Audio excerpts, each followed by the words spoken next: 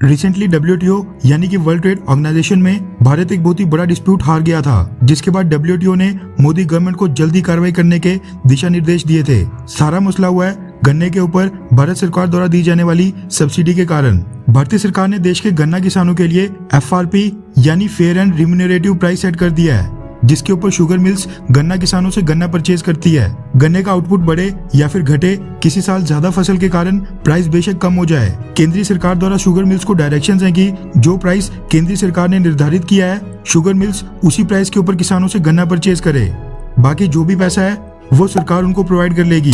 भारत बेशक इसको fair and remunerative price कह रहा हो, लेकिन ये गन्ना किसानों को सब्सिडी दी जा रही है। साल 2010 से 11 में सरकार ने गन्ना किसानों के लिए FRP निर्धारित किया था 1391 रुपीज पर टन, जो कि हर साल बढ़ते बढ़ते इसी साल अगस्त 2021 में 2900 रुपीज पर टन तक पहुंच गया है।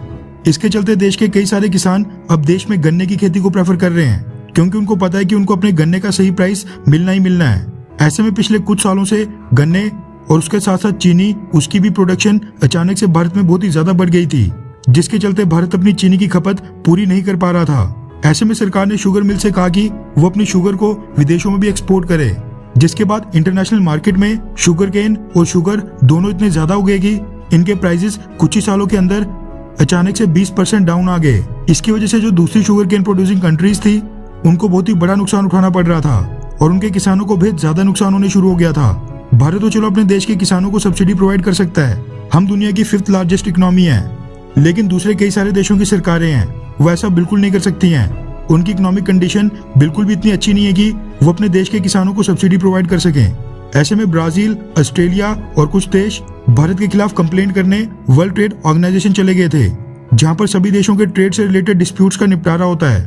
वर्ल्ड ट्रेड ऑर्गेनाइजेशन के डिस्प्यूट पैनल ने ये सारी दलीलें सुनकर 14 दिसंबर 2021 को भारत के खिलाफ फैसला सुनाया था और भारत को डायरेक्शंस दी थी कि भारतीय सरकार शुगर के ऊपर जो भी सब्सिडीज प्रोवाइड कर रही हैं, इन सबको 120 दिनों के अंदर हटाया जाए और भारत ग्लोबल ट्रेड नॉर्म्स को फॉलो करे।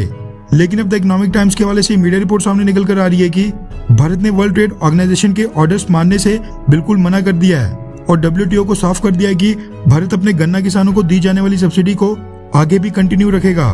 भारत ने WTO की अपीलेट बॉडी से अपील की है कि डिस्प्यूट पैनल्स की जो फाइंडिंग्स थी वो अनरीजनेबल और WTO के रूल्स के अकॉर्डिंग बिल्कुल नहीं है, इसलिए ये भारत के लिए बिल्कुल अनएक्सेप्टेबल है। यानी डिस्प्यूट पैनल ने जो भारत के खिलाफ फैसला सुनाया था वो बेबुनियाद है और खुद WTO के रूल्स के दायरे में भी नहीं है। भारत ने कहा है कि उनमें ना कोई लॉजिक है और ना कोई तर्क, इसलिए हम ये डिसीजन बिल्कुल नहीं मानेंगे। वैसे आपकी जानकारी के लिए बता दूं कि WTO में डिस्प्यूट पैनल के बाद अपीलेट बॉडी फाइनल अथॉरिटी होती है और अपीलेट बॉडी का फैसला फाइनल माना जाता है, और अगर ये फैसला भी इंडिया के खिलाफ आता है तो उस केस में भारतीय सरकार को फिर जिस तरीके से हम गन्ना किसानों को सब्सिडी प्रोवाइड कर रहे हैं उसमें कुछ चेंजेस करने पड़ेंगे। खैर, वैसे आपको क्या लगता है कि किसानों को सब्सिडी प्रोवाइड करने की प्रक्रिया बिल्कुल सही है, हाँ या फिर नहीं? नीचे कमेंट करके अपनी राय जरूर बताएं।